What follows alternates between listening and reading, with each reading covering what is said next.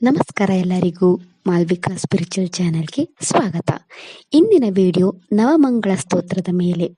ಈ ವಿಡಿಯೋದಲ್ಲಿ ನಾವು ನವರಾತ್ರಿಯಲ್ಲಿ ಪಠಿಸುವ ನವಮಂಗಳ ಸ್ತೋತ್ರ ಮತ್ತು ಅದರ ಅರ್ಥದ ಚಿಂತನೆ ಮಾಡೋಣ.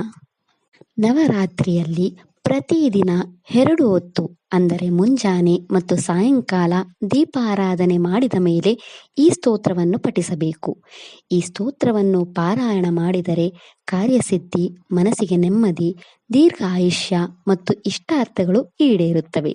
ಸ್ತೋತ್ರವು 9 ಭಾಗಗಳಲ್ಲಿ ರಚನೆಯಾಗಿದೆ.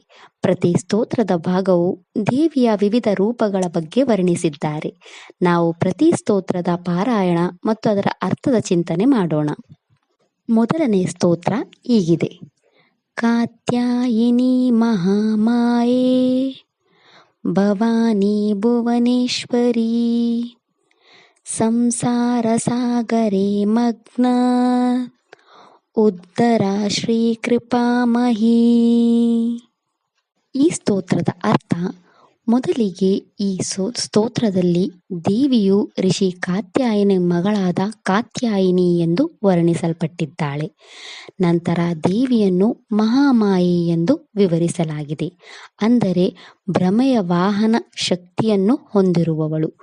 ದೇವಿಯ 3ನೇ ಹೆಸರು ಭವಾನಿ, ಅಂದರೆ ನಮಗೆ ಜೀವ ನೀಡುವವಳು. ದೇವಿಯ 4ನೇ ಹೆಸರು ಭುವನೇಶ್ವರಿ, ಅಂದರೆ ಇಡೀ ಬ್ರಹ್ಮಾಂಡದ ದೇವತೆ. ದೇವಿಯ 5ನೇ ಹೆಸರು ಶ್ರೀ ಕೃಪಾಮಹಿ, ಅಂದರೆ ಕರುಣೆಯ ನಿಧಿ. ಈ ಸ್ತೋತ್ರದಲ್ಲಿ ನಾವು ಈ ಸಂಸಾರ ಸಾಗರದಿಂದ ನಮ್ಮನ್ನು ಮೇಲೆತ್ತಲು ದೇವಿಯನ್ನು ಬೇಡಿಕೊಳ್ಳುತ್ತಿದ್ದೇವೆ. 2ನೇ ಸ್ತೋತ್ರ: ಧನ್ಯೋಹಂ ಅತಿ ಭಾಗ್ಯೋಹಂ ಭಾವಿತೋಹಂ ಮಹಾತ್ಮಭಿ ಯಾ ಪೃಷ್ಟಂ ಸೋ ಮಹತ್ ಪುಣ್ಯಂ ಪುರಾಣಂ ವೇದವಿತ್ಕೃತಂ.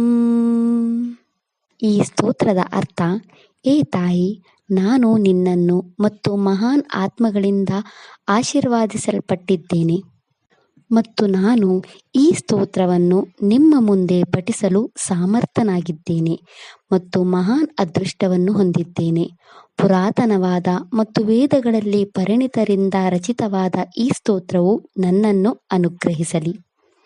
3ನೇ ಸ್ತೋತ್ರ: ನಮೋ ದೇವ್ಯೈ ಪ್ರಕೃತ್ಯೈ ಚ ವೇದಾತ್ರೇ ಸತತಂ ನಮಃ ಕಲ್ಯಾಣ್ಯೈ ಕಾಮದಾಯೈ ಚ ವೃದ್ಧೇ ಸಿದ್ಧೇ ನಮೋ ನಮಃ. ಈ ಸ್ತೋತ್ರದ ಅರ್ಥ: ಪ್ರಕೃತಿಯ ರೂಪದಲ್ಲಿರುವ ದೇವಿಗೆ ನಾನು ನಮಸ್ಕರಿಸುತ್ತೇನೆ. ಅವಳು ಈ ಇಡೀ ಬ್ರಹ್ಮಾಂಡದ ಸೃಷ್ಟಿಕರ್ತೆ, ನಮ್ಮ ಎಲ್ಲ ಆಸೆಗಳನ್ನು ಪೂರೈಸುವವಳು. ಅವಳು ಪ್ರಗತಿಯನ್ನು ಮುನ್ನಡೆಸಲು ಸಹಾಯ ಮಾಡುವವಳು. ಆ ದೇವಿಯ ದಿವ್ಯ ರೂಪಕ್ಕೆ ನಾನು ನಮಸ್ಕರಿಸುತ್ತೇನೆ. 4ನೇ ಸ್ತೋತ್ರ: ಸಚ್ಚಿದಾನಂದ ರೂಪಿಣ್ಯೇ ಸಂಸಾರಾರಣಯೇ ನಮಃ ಪಂಚಕೃತ್ಯೇ ವಿಧಾತ್ರೈ ಚ ಭುವನೇಶ್ವರ್ಯೇ ನಮೋ ನಮಃ. ಈ ಸ್ತೋತ್ರದ ಅರ್ಥ: ಈ ಸಂಸಾರದ ದುಷ್ಪರಿಣಾಮಗಳನ್ನು ನಿವಾರಿಸುವ ನಿಜವಾದ ದಿವ್ಯ ಆನಂದವಾಗಿರುವ ಆ ದೇವಿಗೆ ನಮಸ್ಕಾರಗಳು. ಸೃಷ್ಟಿ, ಸಂರಕ್ಷಣೆ, ವಿನಾಶ, ಪುನರ್ಜೀವನ ಮತ್ತು ಮೋಕ್ಷವನ್ನು ಒದಗಿಸುವಂತಹ 5 ದೈವಿಕ ಕಾರ್ಯಗಳಿಗೆ ಅವಳು ಜವಾಬ್ದಾರಳು. ಈ ಇಡೀ ಬ್ರಹ್ಮಾಂಡದ ಸೃಷ್ಟಿಕರ್ತೆ ಮತ್ತು ದೇವತೆಯಾಗಿರುವ ಆ ದೇವಿಗೆ ನಾನು ನಮಸ್ಕರಿಸುತ್ತೇನೆ. 5ನೇ ಸ್ತೋತ್ರ: ಕ್ರೀಡಾತೆ ಲೋಕ ರಚನಾ ಸಾಕತೆ ಚಿನ್ಮಯ ಶಿವಃ ಆಹಾರಸ್ತೆ ಸದಾನಂದಃ ವಾಸಸ್ತೆ ಹೃದಯಂ ಮಮ. ಈ ಸ್ತೋತ್ರದ ಅರ್ಥ: ಕ್ರೀಡೆಯನ್ನು ಆಡುವಂತೆಯೇ ಈ ಇಡೀ ಜಗತ್ತನ್ನು ಸೃಷ್ಟಿಸಿದ ದೇವಿಗೆ ನಾನು ನಮಸ್ಕರಿಸುತ್ತೇನೆ. ಶಿವನ ನಿರಂತರ ಒಡನಾಡಿಯಾಗಿರುವ ದೇವಿಗೆ ನಾನು ನಮಸ್ಕರಿಸುತ್ತೇನೆ. ಅವಳು ಯಾವಾಗಲೂ ನನಗೆ ಸಂತೋಷ, ಒಳ್ಳೆಯ ಆಹಾರವನ್ನು ಅನುಗ್ರಹಿಸಲಿ ಮತ್ತು ಅವಳು ಯಾವಾಗಲೂ ನನ್ನ ಹೃದಯದಲ್ಲಿ ವಾಸಿಸಲಿ. 6ನೇ ಸ್ತೋತ್ರ: ನಮಃ ಶಿವಾಯ ಕಲ್ಯಾಣ್ಯೇ ಶಾಂತಿ ಪುಷ್ಟ್ಯೇ ನಮೋ ನಮಃ. ಭಗವತ್ಯೇ ನಮೋ ದೇವ್ಯೇ ರುದ್ರಾಯೇ ಸತತಂ ನಮಃ. ಈ ಸ್ತೋತ್ರದ ಅರ್ಥ: ನಾನು ಯಾವಾಗಲೂ ಶಿವನನ್ನು ಆರಾಧಿಸುವ, ಯಾವಾಗಲೂ ನಮಗೆ ಒಳ್ಳೆಯದನ್ನು ಆಶೀರ್ವಾದಿಸುವ, ಯಾವಾಗಲೂ ಶಾಂತಿಯುತ ಮತ್ತು ಸಮೃದ್ಧಿಯಾಗಿರುವ ದೇವಿಗೆ ನಾನು ನಮಸ್ಕರಿಸುತ್ತೇನೆ.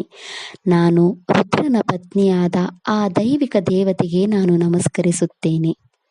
7ನೇ ಸ್ತೋತ್ರ: ಜಯ ಜಯ ಜಯಧಾರೇ ಜಯಶೀಲೇ ಜಯಪ್ರದೇ ಯಜ್ಞಸಾಗರಜ್ಜಯೇ ತ್ವಂ ಜಯ ದೇವಿ ಜಯಾವಹೇ. ಈ ಸ್ತೋತ್ರದ ಅರ್ಥ: ಗೆಲುವಿಗೆ ಆಧಾರವಾಗಿರುವ ಆ ದೇವಿಗೆ ನಾನು ನಮಸ್ಕರಿಸುತ್ತೇನೆ. ಯಾರು ವಿಜಯವನ್ನು ಅಭ್ಯಾಸ ಮಾಡುವವಳು ಮತ್ತು ನಮಗೆ ವಿಜಯವನ್ನು ಅನುಗ್ರಹಿಸುವವಳು, ನಾನು ಆ ದೇವಿಗೆ ನಮಸ್ಕರಿಸುತ್ತೇನೆ. 8ನೇ ಸ್ತೋತ್ರ: ಸುಗಾತೆ ಮೋಕ್ಷತೆ ದೇವಿ ಪ್ರಸನ್ನ ಭವ ಸುಂದರಿ ಪುಷ್ಪಸಾರಾನಂದನೀಯ ತುಳಸಿ ಕೃಷ್ಣ ಜೀವನಿ. ಈ ಸ್ತೋತ್ರದ ಅರ್ಥ: ನಮ್ಮನ್ನು ಸನ್ಮಾರ್ಗದಲ್ಲಿ ನಡೆಸುವ ದೇವಿಗೆ ನಾನು ನಮಸ್ಕರಿಸುತ್ತೇನೆ. ಈ ಸಂಸಾರ ಸಾಗರವನ್ನು ದಾಟಲು ದೇವಿಯು ನಮಗೆ ಅನುಗ್ರಹಿಸಲಿ. ಎಲ್ಲ ಹೂವುಗಳ ಸಾರವಾಗಿರುವ ಸಂತೋಷದಿಂದ ನಮಗೆ ಅನುಗ್ರಹಿಸುವ ಮತ್ತು ಕೃಷ್ಣ ತುಳಸಿಯ ಆತ್ಮವಾಗಿರುವ ಆ ದೇವತೆಯನ್ನು ನಾನು ಪ್ರಾರ್ಥಿಸುತ್ತೇನೆ. 9ನೇ ಸ್ತೋತ್ರ: ನಮಸ್ತೆ ತುಳಸಿ ರೂಪೇ ನಮೋ ಲಕ್ಷ್ಮೀ ಸರಸ್ವತಿ ನಮೋ ದುರ್ಗೆ ಭಗವತಿ ನಮಸ್ತೆ ಸರ್ವರೂಪಿಣೇ.